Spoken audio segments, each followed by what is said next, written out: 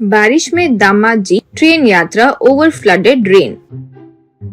वाइजैक नाम के गांव में रामलाल नाम का एक व्यक्ति रहता था। वो बहुत कंजूस था। बेटी ज्योति की पप्पू नाम के लड़के से शादी करवाया। दामाद को घर बुलाने पे कहाँ आकर बस जाएगा सोचकर दामाद को घर ही नहीं बुलाता था। और वैसे ही पप्पू भी रामलाल से भी ज्यादा कंजूस था। वो ससुर जी के नहीं बुलाने पर भी वो खुद से ही महीनों के लिए आकर रह जाता था। कभी कभार तो रामलाल दामाद के किए पर ताला लगाकर दूसरे गांव जा रहे हैं या झूठ कहकर उन्हें घर से भेज देता था। ऐसे कुछ महीनों के बाद रामलाल से उसकी पत्नी रेणुका, ओ जी दामाद जी को त्योहार पर भी नहीं बुला रहे हो, एक ही तो बेटी है जी, ऐसे मत करो ना। और आपके अपने ही दामाद से क्या कंजूसी है जी, हमारे पास जितना चाहिए वो सब तो है ही ना, यूं बोली तो रामलाल। रेणुका, मेरे लिए पैसे ही जरूरी है और मैं कंजूस हूँ तो वो पप्पू कम है क्या? जब से शादी हुई है कोई ना कोई कारण बोलकर यही रहता है, सब कुछ खा जाता है, उसे मैं क्यों बुलाऊं? सब पक से खा जाने के लिए क्या? यूं कहा। फिर कुछ दिनों बाद उस गांव में बाढ़ आई। रामलाल के घर में भी पानी भर गया।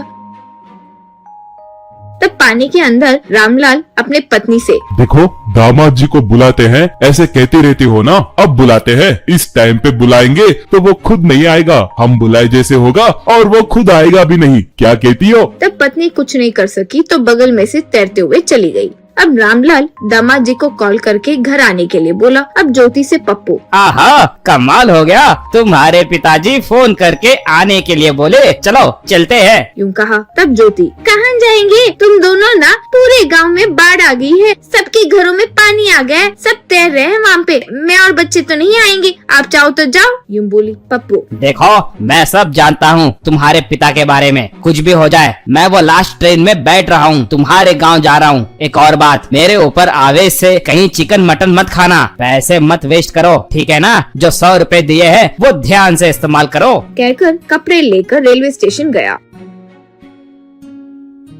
वहाँ ट्रेन में बैठ गया। फिर बारिश में बाढ़ में ही ट्रेन में अपने ससुराल आया। वहाँ जाते ही देखा कि पूरा गांव में पानी भरकर वो तालाब की तरह हो गया था। अब वो अपने बैग को लेकर पानी में कूदकर तैरते हुए अपने ससुर जी के घर चले गया। पानी में तैरते हुए अपने दामाद को आते देख सास ससुर दंग रह गए थे। अब ससुर जी से पप्पू, आ गया ससुर जी, मैं आ गया, आप बुलाए तो मैं हाजिर ससुर जी, अब से हम फुल एंजॉय करेंगे। यूं कहा। वो देखकर दंग होकर रेणुका, ये क्या दामाद जी, इतने बारिश में बुलाए, आपके ससुर जी को तो अक्ल नहीं है, लेकिन आप ऐसे इतने बारिश में आ गए, पत्नी बच्चों को छोड़कर, वो भी, यूं बोली पप्पू। हाँ मिलके तो आऊंगा ही कहकर आ गया सासू माँ। एक और बात, इस पानी में मेरी एक बहुत समय इच्छा थी, ऐसे एक फ्लोटिंग बेड पर सोकर पूरे गाँव में घूमे तो मस्त होगा ना, ससुर जी से मंगवाओ ना प्लीज सासू माँ। यूं कहा। रामलाल फिर कुछ कर नहीं सका तो वो ही तैरते हुए गया और एक फ्लोटिंग बेड लेकर आया। उसके ऊपर सोकर पप्पू ढाबा से खाने की चीजें लेकर उन्हें खाकर फ्लोटिंग बेड पर पूरा गांव घूम रहा था।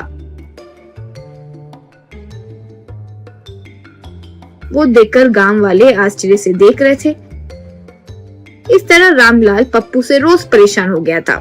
ऐसे कुछ समय बाद पानी कम हो गया, लेकिन दामाद जी जाने की बात भी नहीं कर रहे थे। रोज मटन, चिकन, फिश ऐसे अलग अलग चीजों की फरमाइशें कर खाता रहता था। उसकी पत्नी जितनी बार भी फोन करे वो घर ही नहीं जाता था।